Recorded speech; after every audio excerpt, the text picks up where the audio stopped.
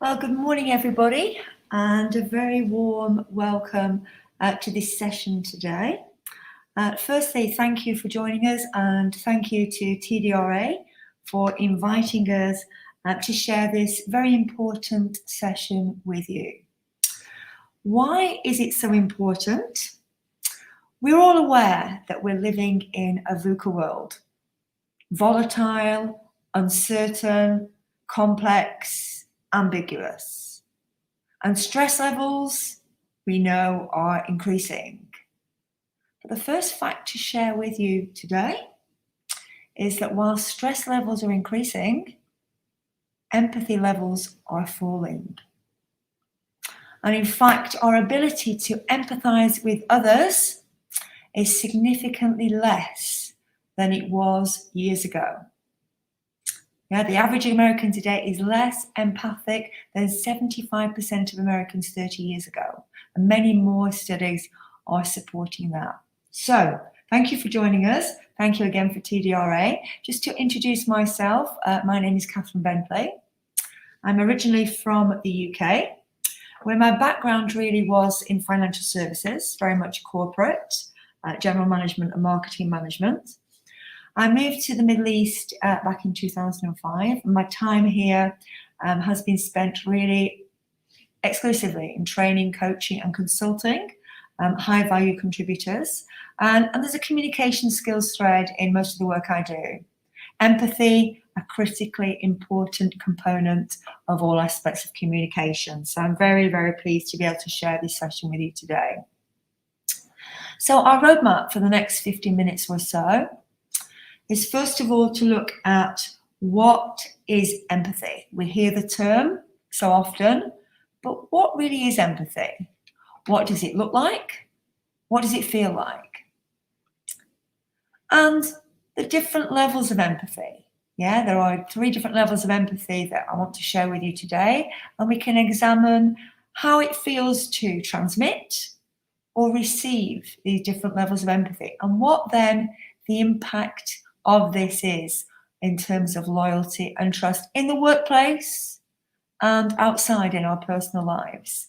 And then really maybe to put together some sort of personal action plan as to how we can really engage our empathy for best effect.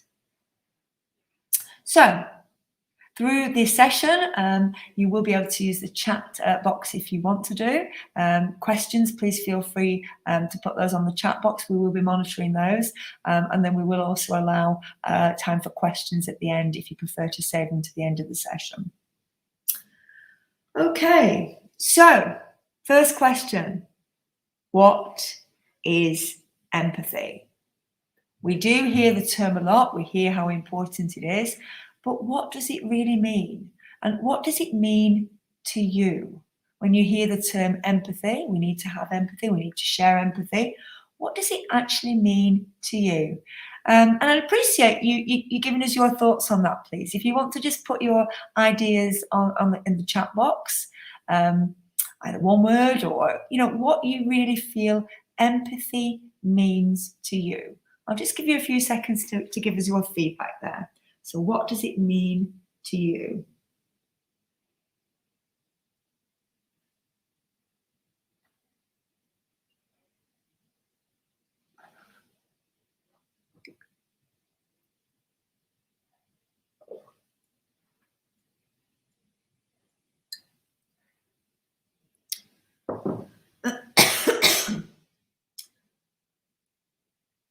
So I think I've got one thought here about ability to understand.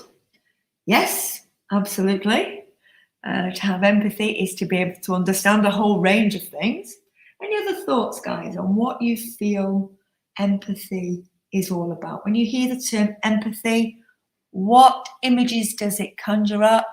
What does it mean to you? What is empathy to you? Any thoughts?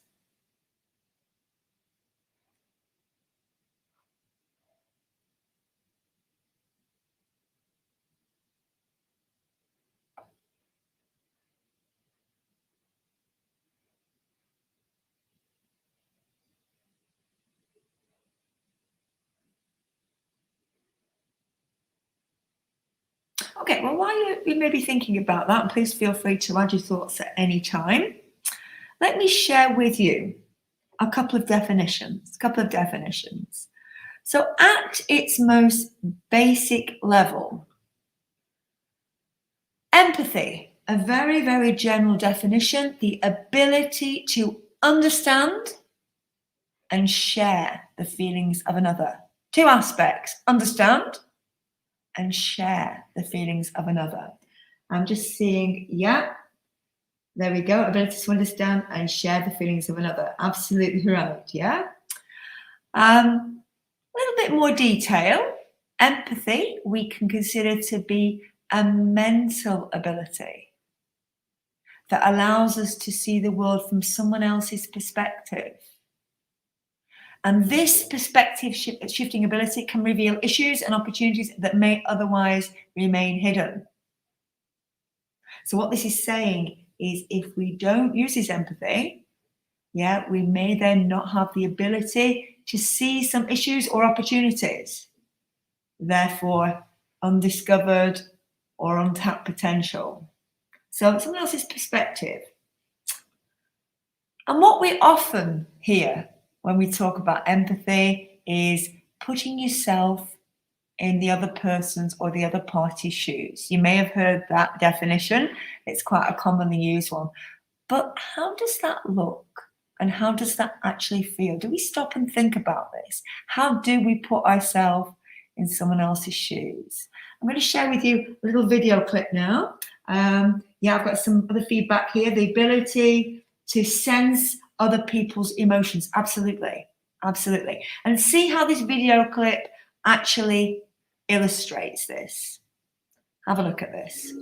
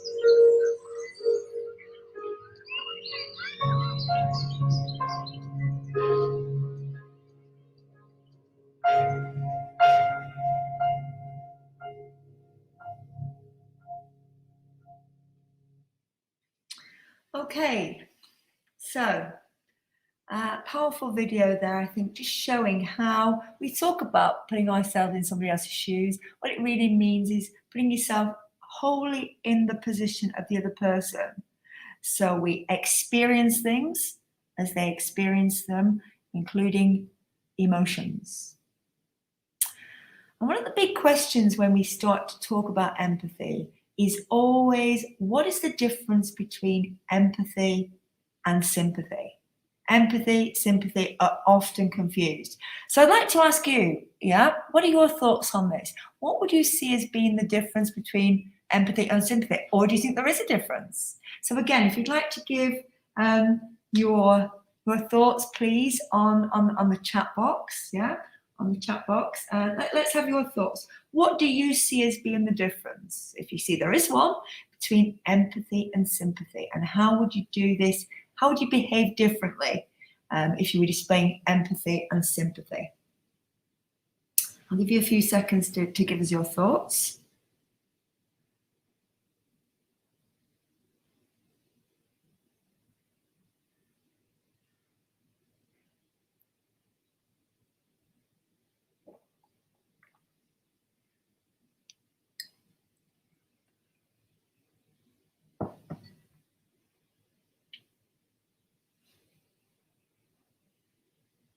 Okay, so we're getting the first one here. Sympathy is observation and acceptance of what someone's going through. Yes. How would empathy be different? How would it be different?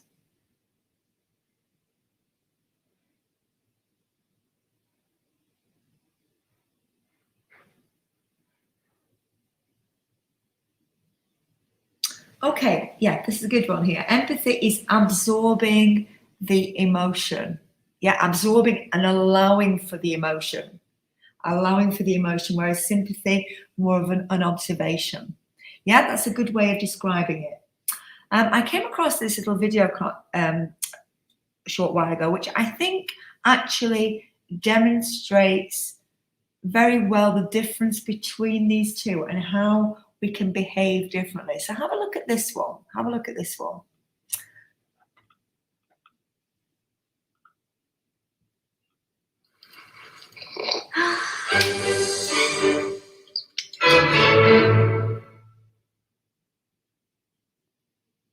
So what is empathy and why is it very different than sympathy? Empathy fuels connection. Sympathy drives disconnection. Empathy, it's very interesting. Teresa Wiseman is a nursing scholar who studied professions, very diverse professions where empathy is relevant, and came up with 4 qualities of empathy. Perspective taking, the ability to take the perspective of another person or recognize their perspective as their truth. Staying out of judgment, not easy when you enjoy it as much as most of us do. Recognizing emotion in other people and then communicating that. Empathy is feeling with people.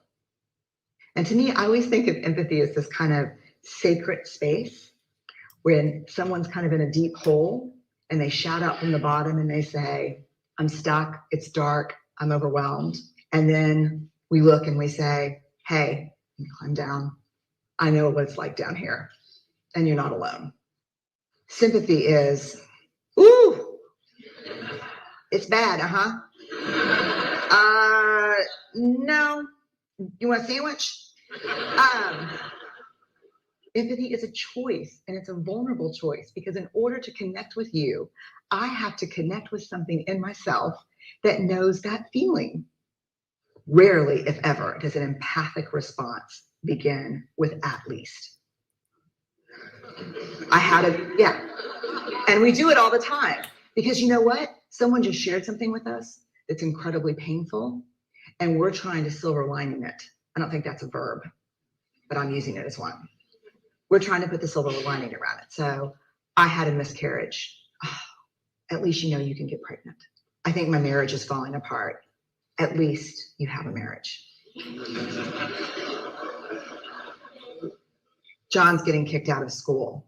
At least Sarah is an A student. But one of the things we do sometimes in the face of very difficult conversations is we try to make things better. If I share something with you that's very difficult, I'd rather you say, I don't even know what to say right now. I'm just so glad you told me.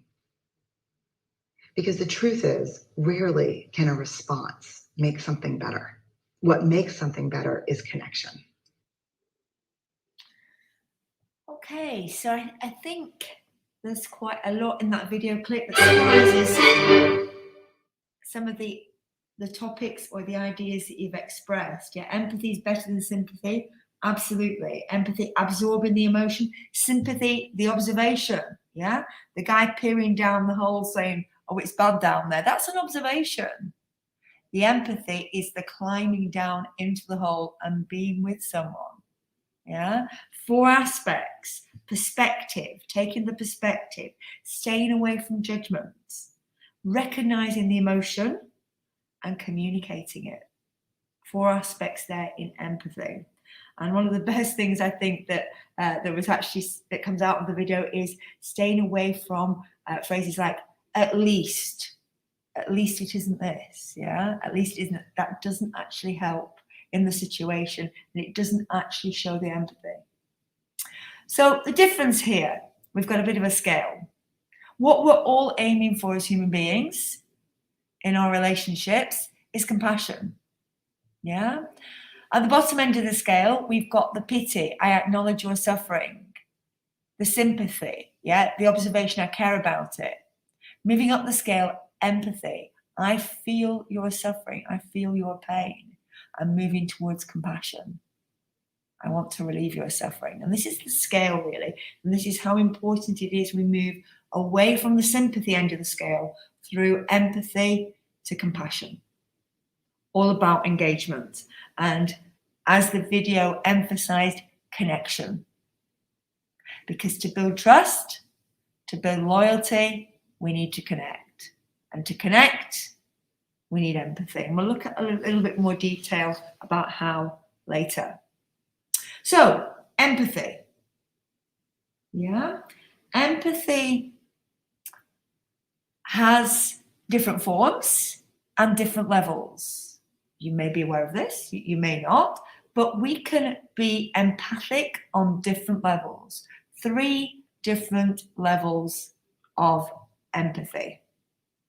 And let's have a look at those. There's what we call cognitive empathy, emotional empathy, and right at the top of the scale, empathic concern.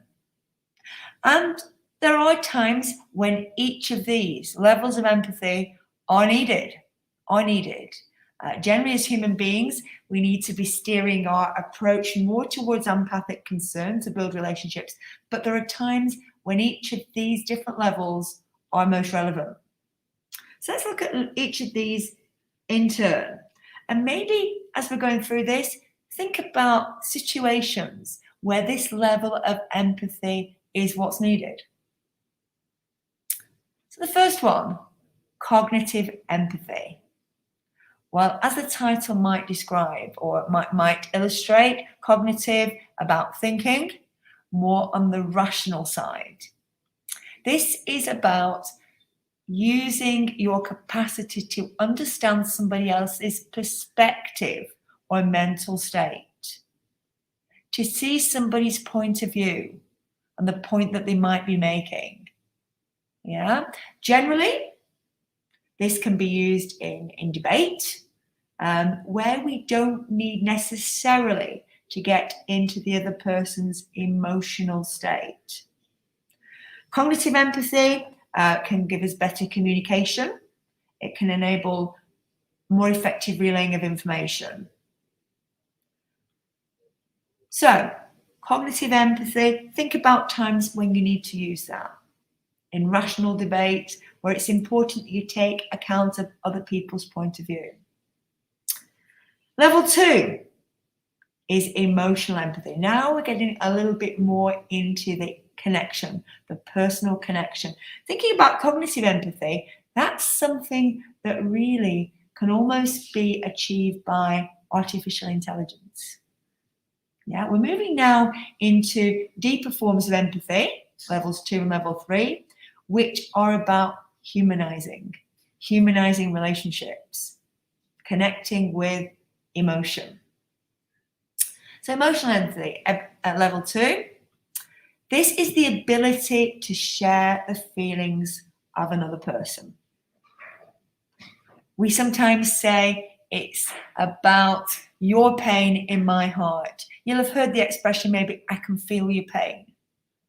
As human beings, we can identify with our experience and the fact that we're human. We can sometimes feel other people's pain and really understand the emotions that people are feeling. So there are times when we really need this emotional empathy. It helps us to build emotional connections with others, understanding perspective, mental state in a more complete way. And if we think about ourselves as leaders, we need to be influencing people. Yeah. How do we influence people? We connect with them and we understand their perspectives. We also understand what drives them, their emotions. So emotional empathy, very, very important when we're thinking about interpersonal skills and relationship building. Level 3. Now this is true empathy. Yeah, this is what we call empathic concern. So it's taking empathy to the next level. And this is where we not just empathize, emotionally connect, but actually have a concern for the other person and sense what they truly need. What sort of support, what sort of communication they truly need in a particular situation. So if we think about people that might be around us who might be experiencing difficulties and so on, it's about taking the empathy a step further from understanding their perspective, their emotions, understanding what that person truly needs to move forwards. Empathic concern. And again, you might be able to think about situations in your work or in your personal lives where empathic concern is what's needed. So 3 levels of empathy. 3 levels of empathy. So it's worth stopping and thinking about yourself, about how you give empathy, what level it might be, and also how you might receive empathy in your relationships with other people as a recipient. Yeah? What kinds of levels of empathy are you receiving? How could that be different? We already said levels of empathy are declining in the world, sadly. Yeah. So question to ask then, what is stopping us? As human beings, what is stopping us reaching these very, very strong levels of empathy in our daily work, in our daily activities? So I'd ask you guys, what do you think are the main barriers to empathy? What do you think is getting in the way? And again, please share your thoughts on the chat box. What is getting in the way? What are the main barriers to empathy?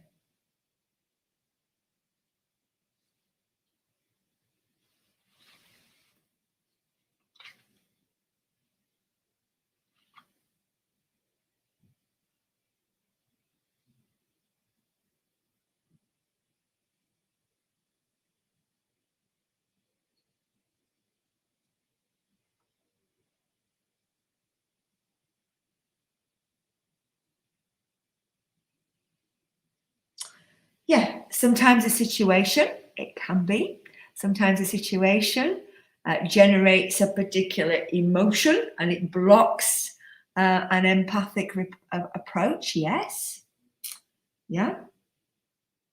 And that kind of fits in a way with the fact that levels of stress are increasing in the world, but levels of empathy are decreasing. So often we're overwhelmed by situations or our own stresses, and it stops us actually reaching this empathy with other people. Yeah. Any other things that you think get in the way? What might be blocking you from being emotionally empathic or showing empathic concern? What might be stopping you?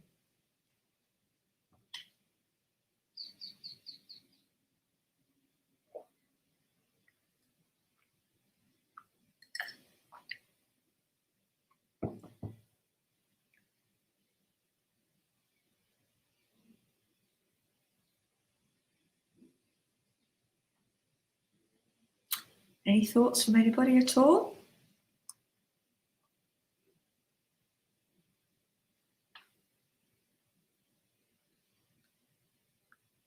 Okay, well, let me share with you what are typically listed as the most common barriers. I like this one. The wife, in case you're married, I'm not going to comment on that. I'll leave that to everybody else to think about their own situations. Okay, let's have a think about what are the most common barriers to empathy. Well, they're typically listed as follows. Fear. As human beings, one of the strongest emotions and the most common emotions that we experience is fear. Yeah, it can be more now. We're not kind of out in the jungle, in the wilds, where we've got to hunt for our food and we live in fear of wild animals, but social fear. Social fear is something that most of us experience in one degree or another during our lives. And things like social media have greatly contributed to this. So social fear, yeah. Sometimes opening to people, and we have to be open to people to be empathic. Often we experience fear about being approachable and being emotionally open. So fear can be a major barrier to empathy. So stop and think about this. Is your own fear getting in the way of being empathic? The mentality, your problems are not my problems. We hear that expression a lot. I also hear a lot, and I've heard a lot over the past 18 months, I've got enough problems of my own. Yeah, and sometimes we all feel a little bit like this. But sometimes if we overlook the situation of other people around us at work or in our personal life, their problems become our problems. Communication, poor choice of words. Yeah, sometimes we fail to communicate appropriately empathy. We might feel it, but we don't actually then go on to display that either in our words or our body language and the way that we approach people. So it can be a barrier. Unhealthy internal competition depends on the work situation, but it can get in the way. Depends on the environment that you're working within, the openness and so on. And that comes a little bit back to fear as well. Poor listening skills. One of the main things we need to be good listeners is empathy. Yeah, our listening skills, and we've run programs for TDRA on this as well. Yeah, we have to think about empathy in listening, being truly present and showing that we're present. Yeah, focusing on the signals from the other person. Applying judgment. We all carry with us forms of bias. We may be aware of them, we may not. Conscious bias, unconscious bias. But it's worth stopping and thinking about ourselves and our judgment, our biases. Is it getting in the way of bias and therefore blocking opportunities? And actually camouflaging or again blocking issues that we need to be aware of. So judgment is another one. And not having a solution to their problem. Sometimes we don't need to have a solution to people's problems. They just want us to listen and be with them. And I can honestly say, sharing this with you, I recognize this in myself. I'm very much of a kind of a deliverer. I like to fix things. I like to solve problems. And I find it frustrating sometimes if I can't give a solution to a problem, but sometimes people just want to share things with us without us being a solution finder. This can get in the way of us being empathic. So these are the typical barriers that we often hear people talk about in terms of empathy. And it's worth thinking about these. Are any of these your barriers? And then thinking, can you break through? Can we work on these? And therefore improve our relationships and improve our connections. So that's a little bit about what empathy is and what the barriers might be. But the next question then is, why is empathy so important? Why is it so important, particularly in the workplace? And I don't know if any of you actually follow Simon Sinek at all. I'm a great fan of Simon Sinek. And I picked up this little video clip about how he sees an empathic work situation versus a non-empathic work situation. Have a look at this. I think he explains it quite well. Empathy at its foundation includes curiosity. One of the examples I like to share of what empathy looks like in the workplace is, here's a fairly normal scenario. A manager walks into somebody's office and says, hey, your numbers are down for the third quarter in a row. We've had this conversation before. If you don't pick up your numbers in the fourth quarter, I don't know what's going to happen. An organization that embodies empathy, that same circumstance sounds different. It says, somebody walks into the office and says, hey, your numbers are down for the third quarter in a row. We've had this conversation before. Are you okay? What's going on? I'm worried about you. There's the assumption that the person is not the problem, but they have a problem. And if we can give them a safe space for them to tell us what they're going through, personally or professionally, then we can help them. At least we can be there for them to support them. And so, empathy is core to what good leadership looks like. It's seeing people as people and recognizing that we all have personal issues and struggles and insecurities and egos and ambitions and we're just messy balls of human beings. And fundamentally, leadership is not about the results. Leadership is about taking care of the people who are responsible for the results. It's a human job. That's what leadership is.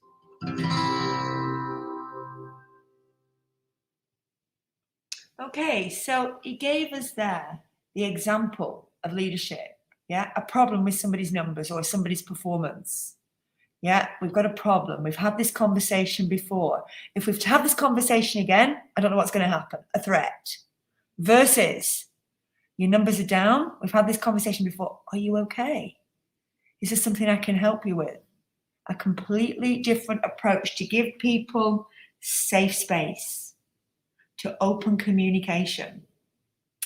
And also that leadership is about taking care of people. True sentiment. Yeah. We have to really think about this. A human job. Okay, taking care of people, and then people will take care of numbers. They'll take care of the organization. You take care of your people, you give them safe space, you give them the right environment, and the business, the organization takes care of itself. But to do that, we have to show empathy. And one of my very, very, favorite expressions when we think about people and what breeds loyalty in people is this. People generally don't leave jobs. More typically, they leave leaders or managers. They leave managers. It's not the job typically when people leave organizations, it's their bosses. It's the managers or the environment which they find difficult. So we have to think about this. We have to think about this and how our ability to empathize really impacts this. So I want to share with you one of the core, I think, concepts or models about influencing. We have to be human and we have to think about how we influence as managers, leaders, or high-value contributors. You may have seen this before. This is what we call the influence formula. Okay, and the influence formula, very simple. It looks like this. C plus T equals I. C plus T equals I. Now, you've probably guessed that I equals influence. What do you think are C and T, the two components, C and T, that make influence in the influence formula. Anybody like to guess? What do you think C plus T means? I'll give you a few seconds to think about this.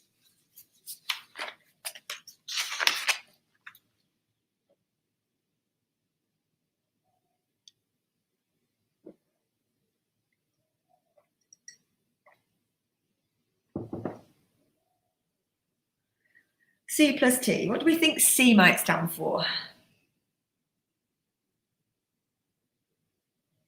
We've used the word quite a lot already. What do you think it might be? C plus T.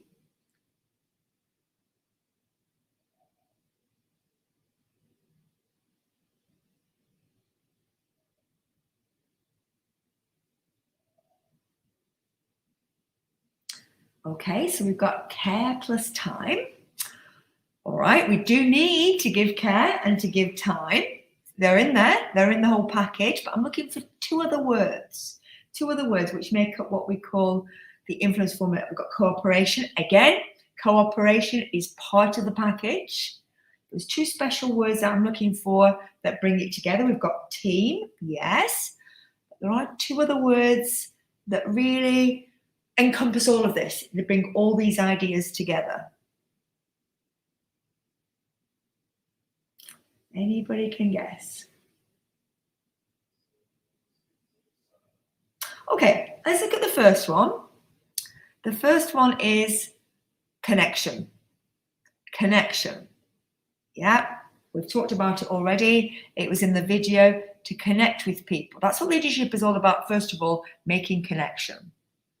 Unless we connect with people, we'll never be able to influence them. But what does connection mean to you? What does it actually mean to you? If you think about connection, what do you think about? Any thoughts on that? If you think about people you're connected with, what's going on there? Why are you connected? Why are you connected with some people and not with others? What does connection actually mean? Any thoughts? It's some of these things that we've had here, yeah? Giving care, giving time, cooperation. Anything else? It's working as a team, they're connected. But anything else that you think about connection involving?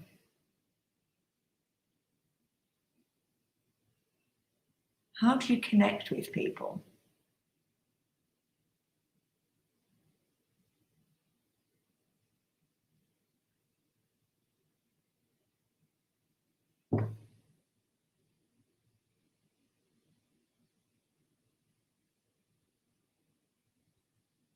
What Jamila has said there in terms of cooperation is quite important, yeah, and giving care, giving time. But we put together this definition, yeah. Personal connections are interactions with more depth and substance and surface level greetings and small talk. Yeah, we've got acquaintances, we've got maybe people that we see, we greet on a daily basis as we go into the office or over the phone or in meetings. But connections are a deeper level interaction. Yeah, they're more about a bond formed between people where each person feels seen, heard, and known. Seen. Yeah, we know that they're there. They're acknowledged. We listen to them and we know them because we've taken the care and the time and we've cooperated to get to know them. So this is about connection. And we put together a little model here to help us think about, all right, what are the essentials of connection? We call it the heart of connection, yeah? It's about honoring people. Empathy is at the core. It runs through all of these aspects. It's about being authentic. It's about responding to people. And it's about being transparent. So we think about connection, honoring people. What does that mean? We honor people in all our communications and our dealings. It's really about respect. Respect for opinions and feelings, even if we don't share them.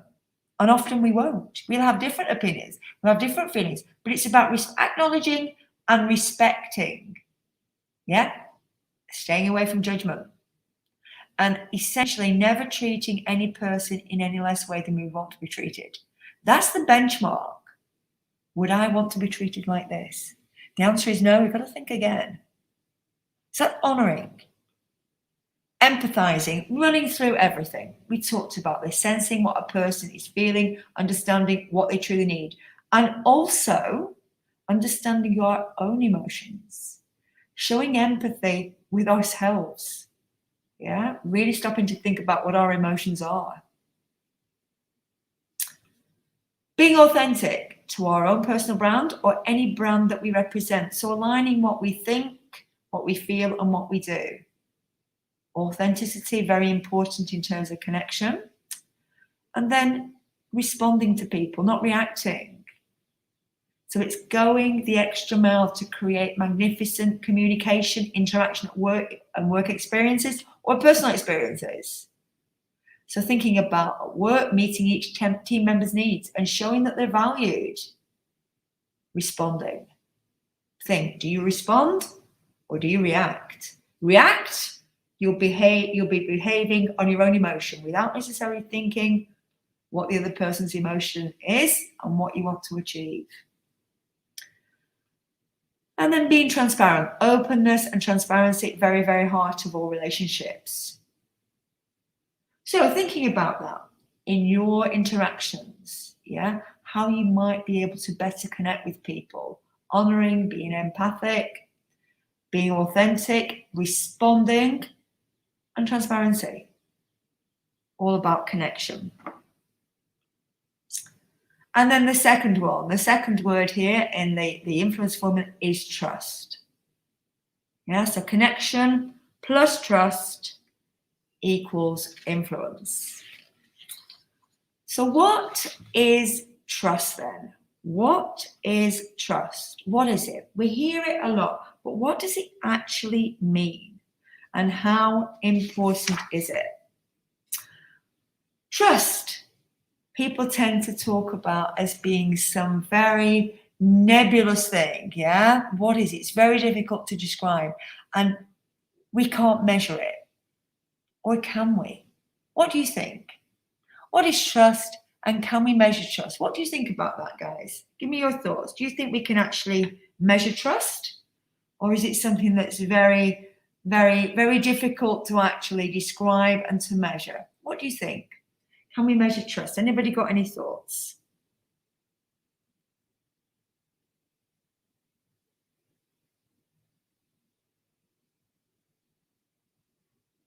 Is trust measurable? Is it tangible?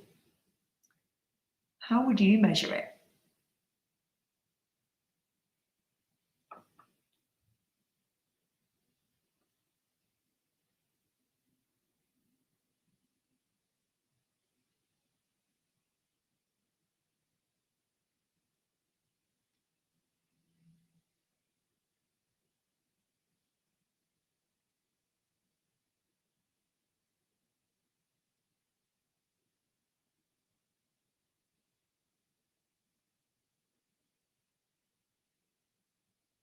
Okay, well, I'll share with you that for many years, I felt that trust was very intangible and really difficult to measure. How can you measure trust?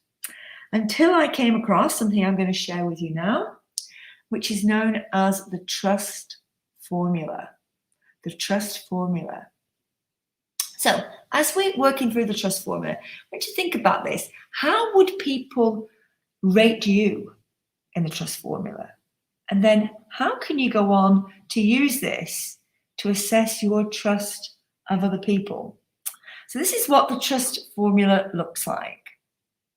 So we have trust equals C plus R plus I divided by SO. Now let's just see if anybody wants to guess what might be on the top line. C plus R plus I. Anybody like to guess what those words might be? C plus R plus I. Any guesses?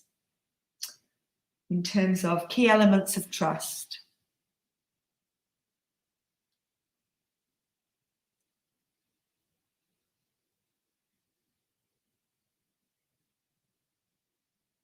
How do you think we might be measuring people? What key components? People's behavior or actions might we be measuring in terms of trust?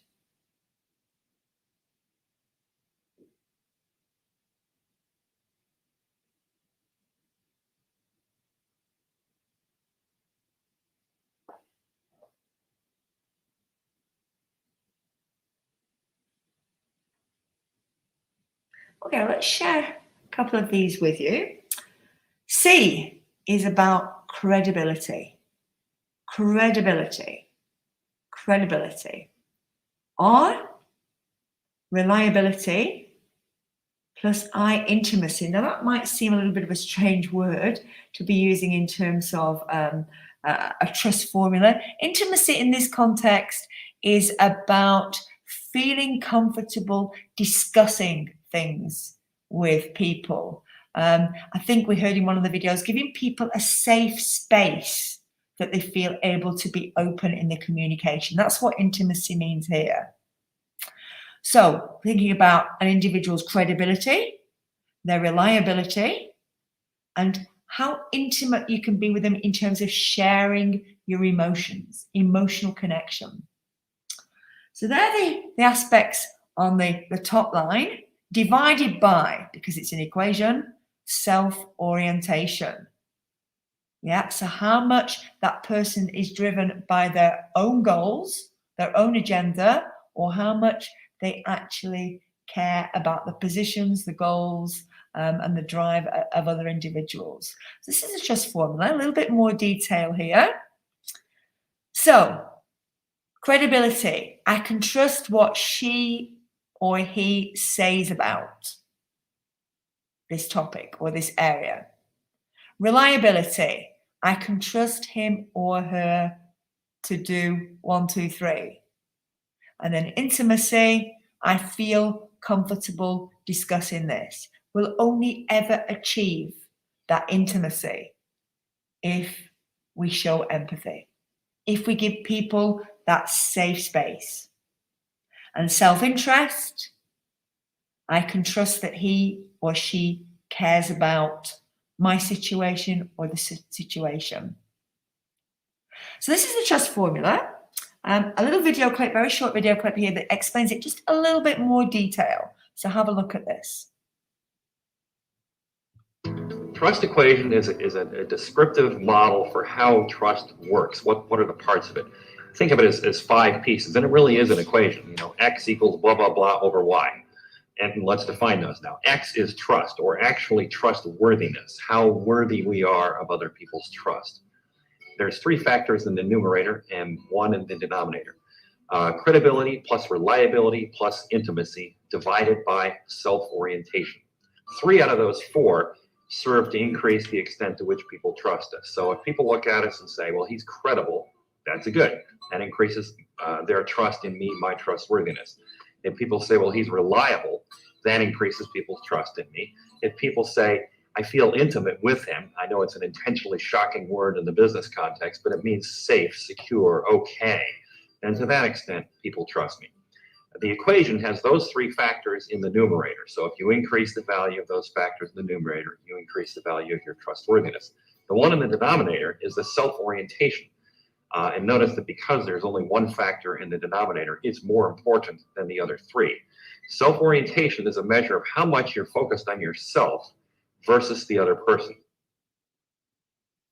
Okay, so that's a little tool for you to take away the trust equation and think about this. Yeah, think about who do you trust and what's their level of empathy. Also, you can actually look at it in terms of yourself. At how might people be able to trust me? And what's my level of empathy in my interactions with them? So one thing we can say about trust, fundamental in terms of building relationships, loyalty. It takes years to build, seconds to break, and forever to repair. So very, very important that we think about this and how important it is in terms of the whole connection, influence, and the whole formula.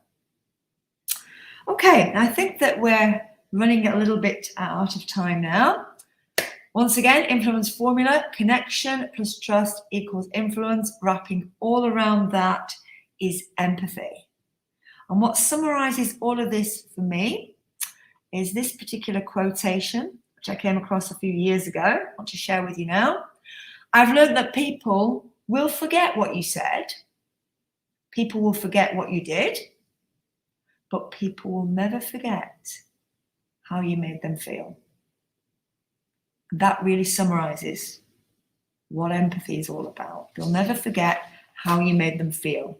Emotional connection. So in terms of key takeaways from our short session today, I'd like to suggest the following. Remember, empathy levels are falling despite stress increasing.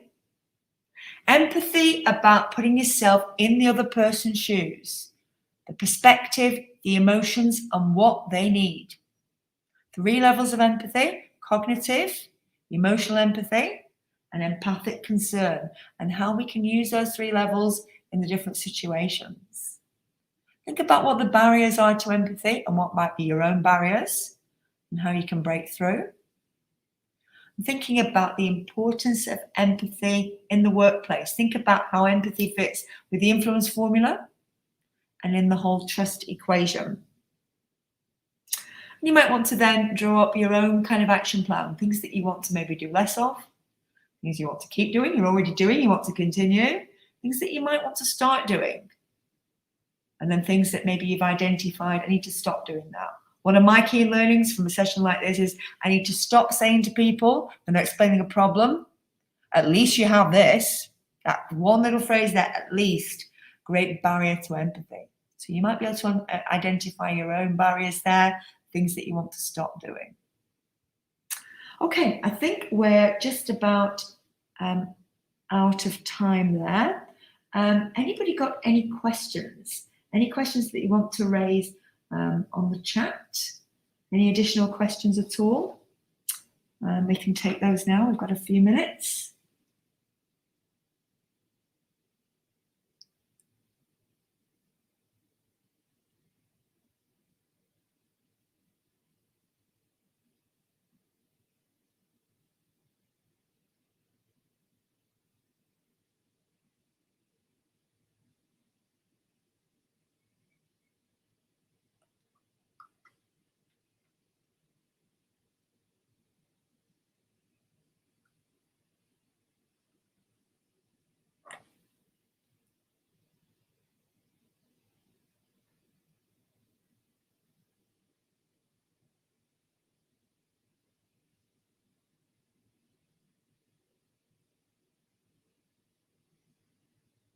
Okay, thank you, Jamila. One of the questions I was asked a little earlier was how has the pandemic affected empathy? I think the slightly concerning thing is that the levels of empathy have continued to decline in the pandemic. Yeah, we know that the pandemic has caused a lot of stress for a lot of people in different ways. And we might have heard the expression, we're all in the same boat. Actually, we're all in the same storm, but we're in different boats. And sadly, what we've seen is less empathy. So you've got to stop and think about this. Yeah, stress, fear, all of these things, have really shown themselves to be barriers to empathy. So we have seen empathy levels decline. So we need to think about this. Being aware of our own responses to things. Any other questions at all?